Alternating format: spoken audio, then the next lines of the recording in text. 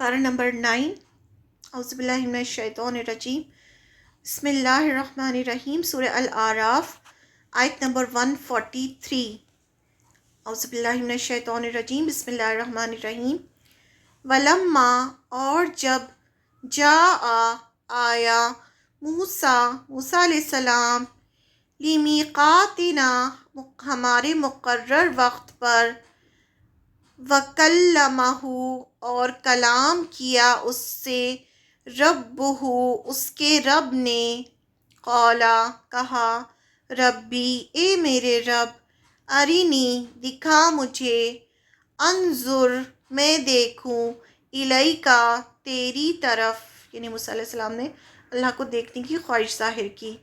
قالا، فرمایا، یعنی اللہ تعالیٰ نے فرمایا، لن، ہرگز نہ، ترانی، تم دیکھ سکو گے مجھے، ولیکنی، انظر، لیکن دیکھو، الجبلی، طرف پہاڑ کے، فإن، پھر اگر، استقر، وہ قائم رہے، مکانہ، اپنی جگہ پر، فسوف، تو ان قریب، ترانی، تم دیکھ لو گے مجھے۔ فلما، تو جب، تجلی کی، ربہ، اس کے رب نے، للجبلی، پہاڑ پر، جعلہ، اس نے کر دیا اسے، دکن، ریزہ ریزہ، فخر، اور گر پڑا، موسیٰ علیہ السلام، صعیقا، بے ہوش ہو کر۔ فلما، پھر جب، افاقا، ہوش میں آیا، قالا، اس نے کہا، سبحانکا، پاک ہے تو، تبتو، توبہ کرتا ہوں میں، الیکا، تیری طرف، وانا، اور میں، اولو، سب سے پہلا ہوں، المؤمنین، ایمان لانے والوں میں۔ بہت خوبصورت آیت ہے یہ۔ اور جب موسیٰ علیہ السلام ہمارے مقررہ وقت پر پہنچے اور اس کے رب نے ان سے بات کی، وہ کہنے لگے، میرے پروردگار، مجھے دیکھنے کی طاقت دے کہ میں تجھے دیکھوں۔ فرمایا، تم مجھے ہرگز نہیں دیکھ سکو گے، ہاں، ذرا سامنے کے پہاڑ کی طرف دیکھو، پھر اگر وہ اپنی جگہ برقرار رہا تو تم مجھے دیکھ لو گے۔ پھر جب ان کے رب نے پہاڑ پر تجلی فرمائی تو اس کو ریزہ ریزہ کر دیا اور موسیٰ علیہ السلام بے ہوش ہو کر گر پڑے۔ بعد میں جب انہیں ہوش آیا تو انہوں نے کہا، پاک ہے آپ کی ذات، میں آپ کے حضور توبہ کرتا ہوں، اور آپ کی اس بات پر کہ دنیا میں کوئی آپ کو دیکھ نہیں سکتا، میں سب سے پہلے ایمان لاتا ہوں۔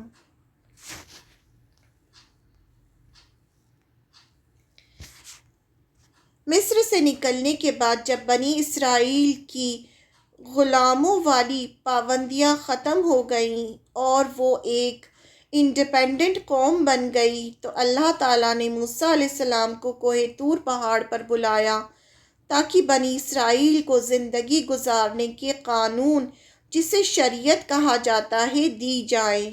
موسیٰ علیہ السلام پورے 40 دن کوہ طور پر رکے، خوب اللہ کی عبادت کی تاکہ ان کے اندر اتنی طاقت پیدا ہو کہ ان باتوں کو قبول کر سکیں۔ تو اس پہاڑ پر موسیٰ علیہ السلام نے اللہ کو دیکھنے کی خواہش ظاہر کی۔ یہاں سے پتہ چلتا ہے کہ نہ انسان نہ کائنات کی کوئی چیز اللہ کی تجلی کو برداشت کر سکتی ہے۔ اہل ایمان اللہ کو قیامت کے دن اور جنت میں ہی دیکھ پائیں گے، یعنی اس سے پہلے انسان کے اندر وہ طاقت ہی نہیں۔ آپ دیکھیں، ہم ذرا سی روشنی اگر ہماری آنکھوں پہ پڑتی ہے، ہم وہ تو دیکھ نہیں سکتے، تو کیونکہ ہمارے آنکھوں میں اتنی طاقت ہی نہیں ہے کہ ہم اس کو برداشت کر سکیں۔ تو کہاں کہ ہم اللہ کے نور کو دیکھیں، اللہ نور ہے، اسے ہم کیسے دیکھ سکتے ہیں؟ لیکن ہاں، قیامت کے دن اور جنت میں اللہ تعالیٰ انسان کو اتنی طاقت دیں گے کہ ہم اللہ تعالیٰ کو دیکھ سکیں گے۔ دوسرا، انسان کو اللہ سے ایسی کوئی دعا نہیں کرنی چاہیے جو ممکن نہ ہو، اس لیے موسیٰ علیہ السلام نے فوراً اللہ سے توبہ کی۔ ایسے ہی آپ صلی اللہ علیہ وسلم کو بھی اللہ نے مشرکین کے لیے دعائیں مغفرت کرنے سے منع کیا۔ آپ صلی اللہ علیہ وسلم نے بھی جب ابو طالب کے لیے اور دوسرے جو تھے ان کے لیے دعا کرنی چاہی تو اللہ تعالیٰ نے منع فرما دیا کہ نہیں، مشرکین کے لیے دعائیں مغفرت نہ کرو۔ پھر ابراہیم علیہ السلام کو اپنے والد کے لیے دعا کرنے سے منع کیا۔ ایسے ہی نوح علیہ السلام نے جب اپنے بیٹے کے لیے بات کی اللہ سے تو اللہ نے وہ بھی پسند نہیں فرمایا۔ تو جب پیغمبروں کے لیے نہیں کیا تو پھر ہمیں بھی ایسی کوئی دعا نہیں مانگنی چاہیے جو اللہ کو پسند نہ ہو۔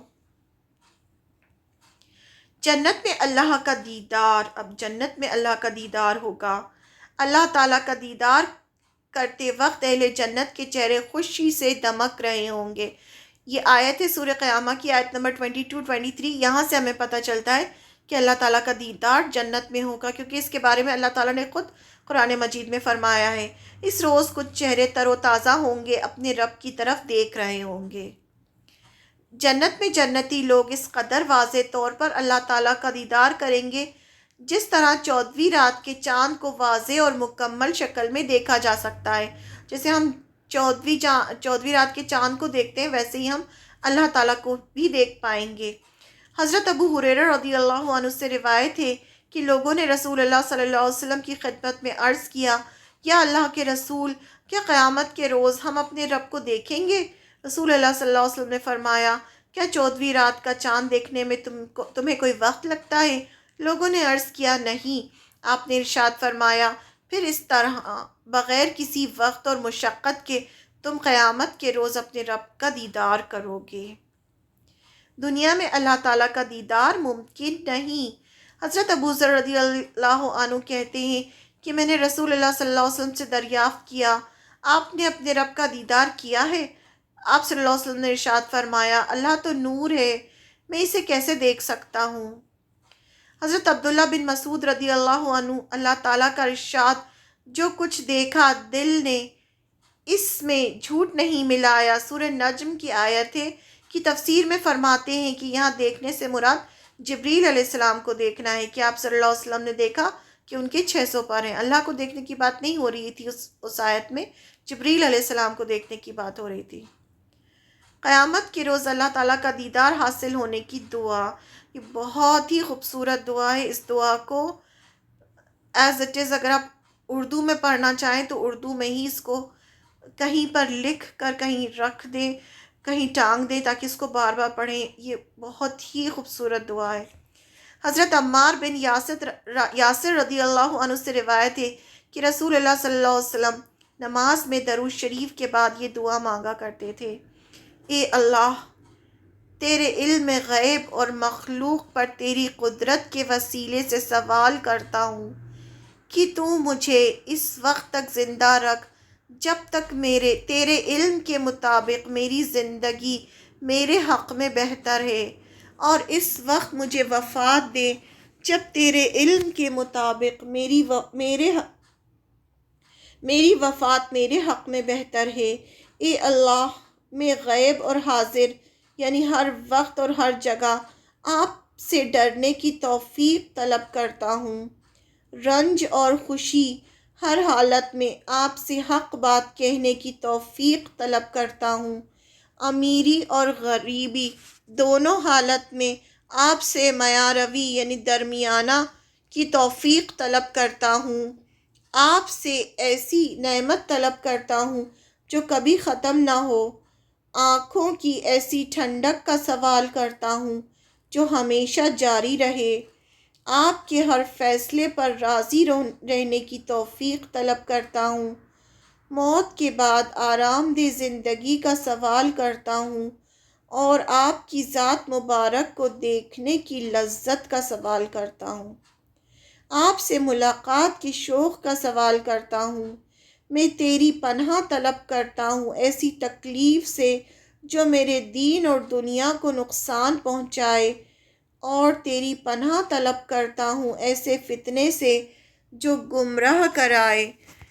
اللہ ہمیں ایمان کی زینت سے روشن فرما اور ہمیں ہدایت یافتہ لوگوں کا رہنما بنا دے۔